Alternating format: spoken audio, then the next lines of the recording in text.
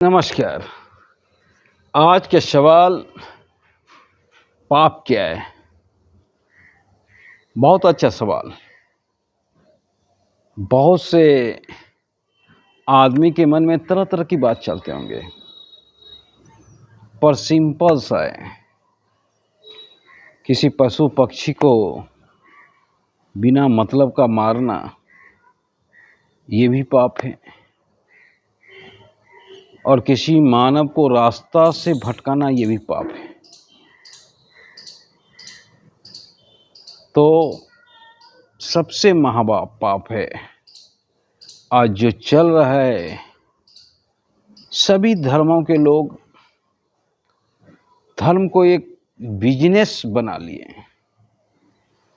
ये महापाप है। हर धर्म में कुछ गुरु धर्म को बदनाम करने का ठेका ले रखे।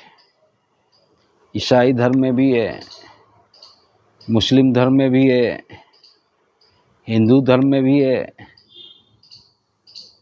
संभवतः बौद्ध धर्म में अभी तक नहीं देखा गया है। जबकि सब कुछ वो जानते हैं कि हम गुमराह कर रहे हैं जनता को। चापाकल के पानी से कोई व्यक्ति का पैरालिसिस ठीक होने वाला नहीं है, ये महाराज जी जानते हैं। फिर भी उस चापाकल के पानी के लिए मार करवाते हैं, कई एक का जान लेते हैं। इधर ही यूपी में बहुत बड़ी भगदड़ मचा है और कई एक व्यक्ति का जान गया। ये तो शुक्र कहिए कि इस केस को दबाया गया और सभी राजनीतिक दल इसमें मुंह बंद रखे, क्योंकि धर्मगुरु दलित था तो केस तो वैसे ही दब गया।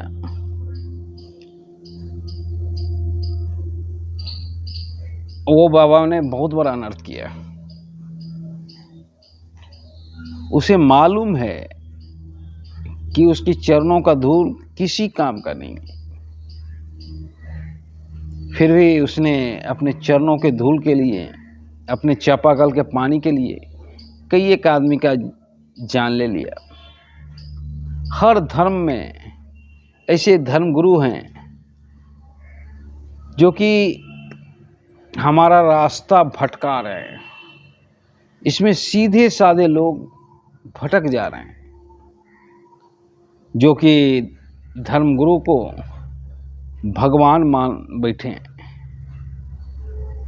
तो कभी कभी लगता है कि भारत में आज भी अंधविश्वास बहुत हावी है, क्योंकि कोई धर्मगुरु, कोई अगर साधु महात्मा पैरालिसिस ठीक करने का दावा करता है, कैंसर ठीक करने का दावा करता है,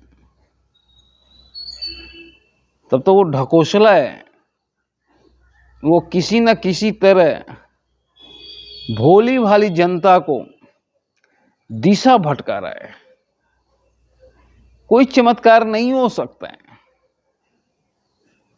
चमत्कार भी होता तो हमारे धर्मगुरु नहीं करते, क्योंकि जो पृथ्वी पे आया है उसको पृथ्वी का सुख दुख भोगना ही पड़ता है। यहाँ प्रभु श्री राम को भोगना पड़ा, यहाँ कृष्ण को भोगना पड़ा, यहाँ ईसा मसीह को भोगना पड़ा, यहाँ बुद्ध को भोगना पड़ा, यहाँ विवेकानंद को भोगना पड़ा। पृथ्वी का सुख दुख भोगना पड़ता है, ये किसी की बस की बात नहीं। रामकृष्ण परमहंस को कैंसर हो गया था और साक्षात काली जी से मिलन होता था। बहुतों ने राय दिया कि एक बार काली जी से विनती करके देखें। रामकृष्ण परमहंस बोले, ये तो धर्म के विपरीत हो जाएगा कि जब हम पे आफत आया है तब हम प्रभु को विनती करें। मैं ऐसा नहीं करूंगा। जो प्रभु को शिकार होगा वही होगा। और रामकृष्ण परमहंस ने विनती नहीं किया, क्योंकि पृथ्वी का नियम कोई नहीं बदल सकता है। साक्षात भगवान श्री कृष्ण का अवतार, महाभारत में स्वयं भगवान श्री कृष्ण अवतार थे विष्णु का। उन्हीं के हाथ में सब कुछ था। वो चाहते तो महाभारत युद्ध भी नहीं होता, वे चाहते तो कुछ नहीं होता, पांडव को वैसे ही राज मिल जाता।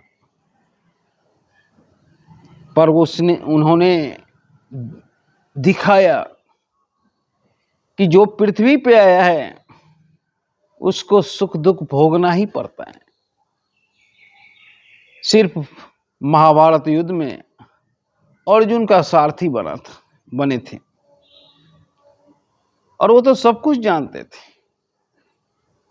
और लास्ट में उन्हें एक शराब भी झेलना पड़ा, और वो हंस के झेले। तो ये होता है।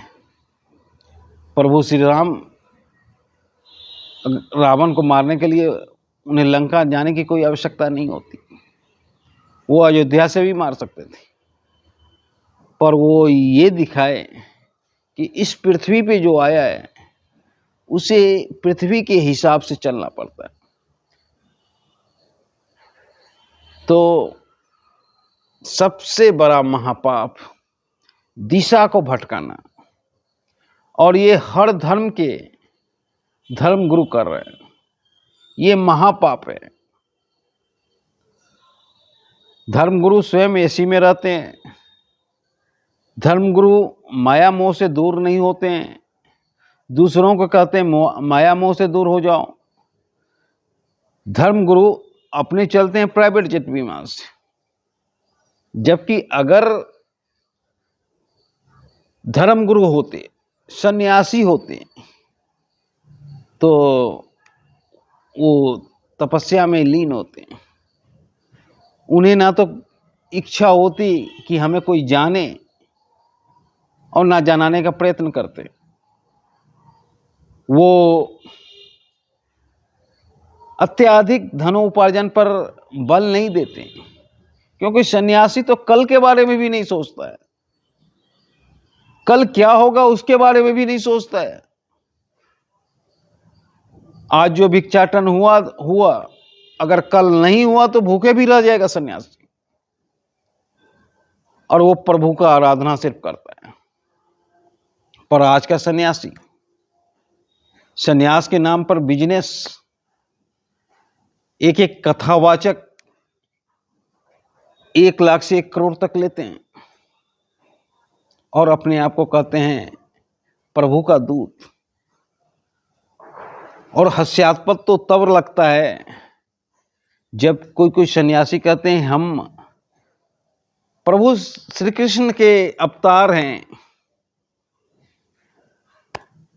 तो ये काम जो है महापाप है, और इस पाप की सजा भुगतनी ही पड़ेगी उन्हें, इस जन्म में नहीं तो अगले जन्म में। जो भोले भाले जनता को दिशा भटका रहे हैं वही महापाप है। जो किसी भी तरह से पशु प्राणी को दंडित कर रहे हैं वही महापाप है। धन्यवाद।